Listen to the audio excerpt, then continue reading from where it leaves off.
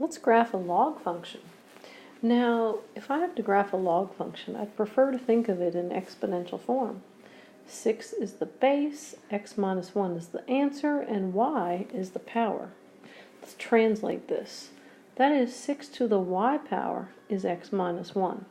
Notice who is in power. Since y is in power, let's choose y. What will we choose? All of our favorites. If we plug a 0 in, 6 to the 0 is something minus 1. That means 1 is something minus 1. To find out what it is, you add 1 to both sides, and the answer is 2. If we plug a 1 in, 6 to the 1 is something minus 1. 6 to the 1 is 6. 6 is what minus 1? Well, we add 1 to both sides, and the answer is 7.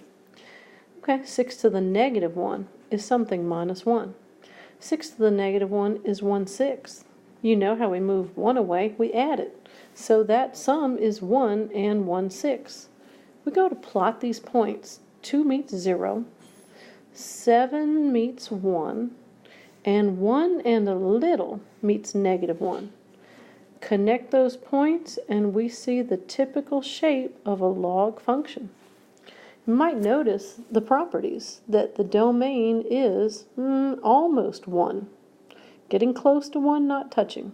So 1 to infinity. The range, however, is negative infinity to infinity. There is a vertical boundary. There's a vertical boundary where x equals 1. And these properties are all reversed from a comparable exponential function. The end.